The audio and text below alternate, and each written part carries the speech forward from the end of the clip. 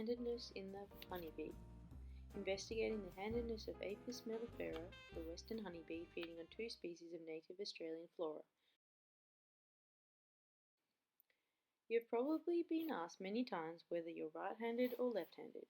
Well, this is the basic premise of handedness. But rather than looking at what hand you'd rather use when cutting a piece of paper with scissors, I'm looking at what direction, left or right, western honeybees would rather rotate when feeding on flowers. I will be looking at how they rotate round a group of flowers, known as inflorescence, and whether this differs across 2 species of native flora, the Grevillea Molly and the Dwarf apple myrtle.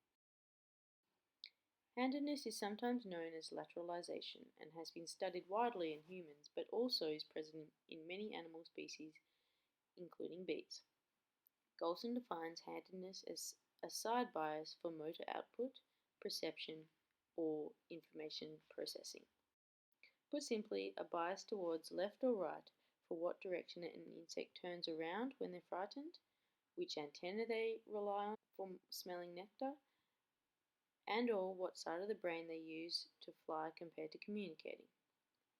Handedness or lateralization in bees has been found by numerous researchers to be a key factor that determines many social behaviors, such as a lateralization of learning in the brain of bumblebees, where their learned responses to certain smells is biased towards receiving information from their right antennae.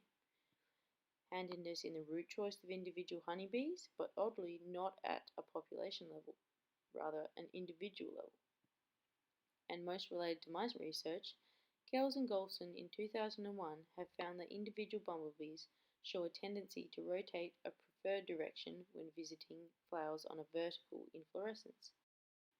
And similarly, another study has found that handedness is strongly influenced by the insect's environment, which can explain why the preferred direction individuals choose to rotate around flowers is not necessarily the preferred direction of the population, nor is this preference consistent across different plant species.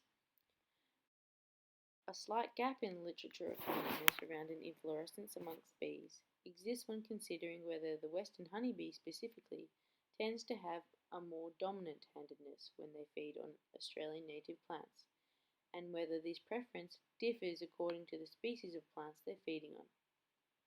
To address this, my data will be collected from 2 sampling sites, one in my garden in North Maroubra, and the second being in the Royal Botanic Gardens of Sydney, where Grevillea Molly and the Dwarf apple myrtle are living abundantly. The primary observational survey was conducted across the 2 sampling sites, where 10 individual bees will be observed as they forage on 10 successive inflorescences of Grevillea Molly. This will be repeated on the dwarf apple trees. The direction each individual bee foraged around each inflorescence will be identified and recorded.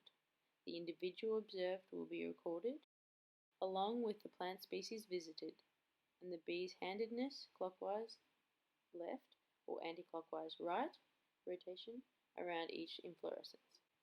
Fascinatingly, I found that on average, 20 bees that I followed on Grevillea Molly rotated right around the inflorescence 52% of the time, and left only 18% of the time, whereas in the dwarf apple trees, on average, the bees rotated right only 24% of the time and left 50% of the time. The other percentages were errors in the data, such as losing the bee, returning to the same flower, or it being simply hard to tell what direction it rotated.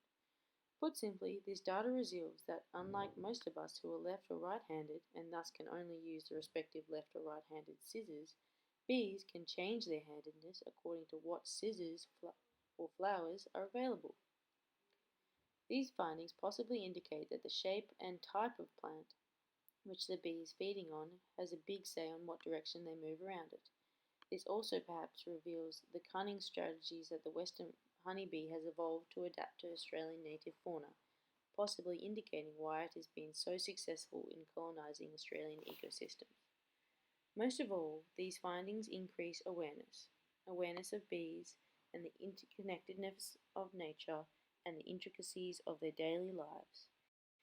If they move right around grevilleas and left around dwarf apple myrtle flowers, and thus are sensitive to the type of flower they're dealing with, then what else are they sensitive to? Surely, every day our behaviours that have a dramatic effect on what bees decide to do and how they decide to do them. Studies by researchers who look at peculiar things like the handedness of bees, which one might not think is a very important thing to look at, play a very important part in helping us, our communities, and our leaders look at nature more curiously. Because if we are more interested in their lives, especially the small lives of insects, we will begin to share the world with them in a more kind and humble way.